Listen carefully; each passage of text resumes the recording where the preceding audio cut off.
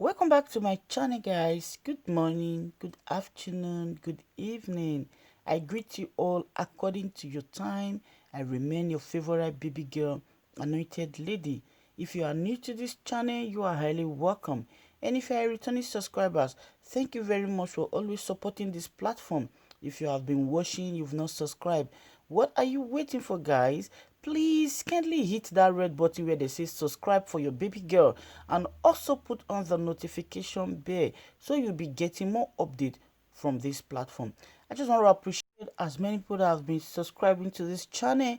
May God richly bless you for supporting this platform. It is ridiculous that the Attorney General of the Federation or any lawyer will actually support the wicked stand that the National Assembly lack powers to summon the President of the Federal Republic of Nigeria. I mean, that is, to me, very ridiculous and unacceptable. And one will say that this is not the first time that the President is disobeying the provisions of the Constitution of the Federal Republic of Nigeria. For example, Section 217, 218, and 219 of the Constitution of the Federal Republic of Nigeria have said that the President cannot carry out operational use of the armed forces without the approval of the National Assembly. In fact, specifically Section 219B is very, very specific in that regard. So one will now be very surprised to see that all these actions were taken without the approval of the National Assembly in that regard. And ab initio, you should also remember that the President had agreed earlier to appear before the National Assembly. What is the President afraid of? Some people are going to boo you, some people are going to mock you, some people are going to... That is completely irrelevant. That does not have any hold constitutionally or by any of our extant laws in this country. The powers of the National Assembly to summon is sacrosanct, it's not debatable, and this is the first time I'm hearing this. Trump, as cantankerous as he is, he was invited by the U.S. Congress, and he appeared before them.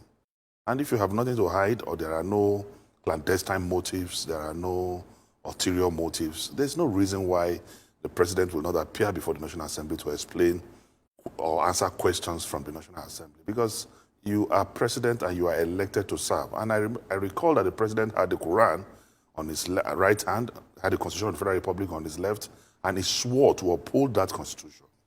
And today it is regrettable that this is happening, and I hope the National Assembly will exercise their powers. I hope the Speaker of the House of Representatives will go to court and ask the court an order of mandamus, or to ask for interpretation in the Supreme Court on this very particular issue. But it is very disgraceful. It is unacceptable in any democratic climate. But Senator Melaye, I mean, what do you think of the argument that this came about as a resolution of the House of Representatives, and a resolution does not have, it's not backed by any binding force. In other words, there's no way the House of Representatives can enforce it. So it comes down not even to law, but to the discretion of the president.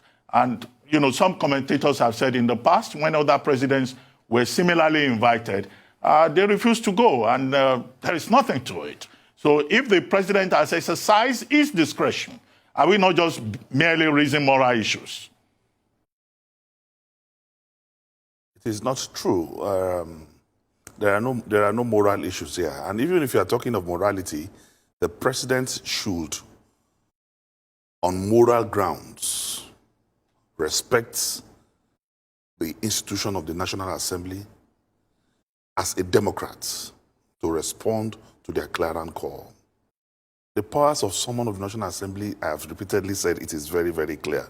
Section 88(1) of the 1999 Constitutions has given the National Assembly powers by resolution published in its journal or official gazette of the Federation to direct, cause, or be directed investigation on any matter whatsoever. That's what Section 81(1), Section 88(1) of the Constitution says. He said on any matter, once by resolution, it is reflected in the journal, or it is reflected in the hazard of the National Assembly. So what they are conducting is also investigation, but they want to hear from the president. So whether it is by resolution or it is by mere pronouncement, once it is an agreement of any of the chambers of the National Assembly, the National Assembly is empowered by that provision of Section 88(1) to summon any persons in furtherance of, or rather in line with their investigative powers as enshrined in the 1999 Constitution as amended. So there's no ambiguity at all. It is just because we have irresponsible leadership.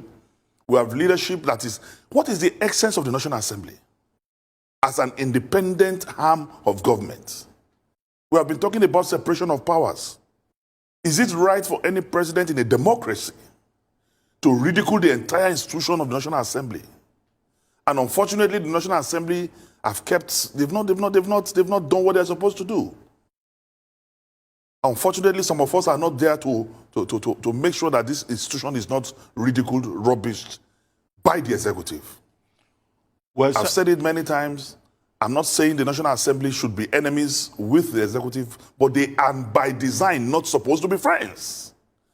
Any day you see an accountant and an auditor becoming friends, then fraud is about to take place.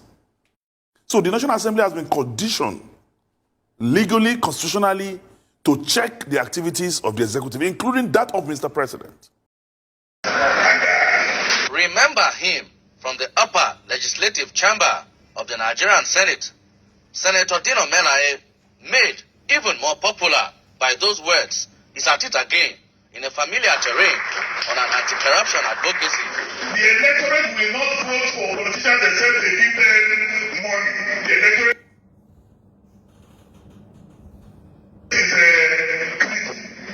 when the man now uses money to win an election, lawyers will not collect reasonable money for tribunal.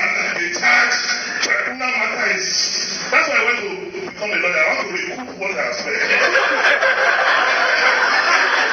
They will charge you so. This is not only about this illegal work. You don't have to. It's not a crime for a lawyer to make plenty money. So I politely disagree. And I'm happy that he's joining us in the legal profession and to see that.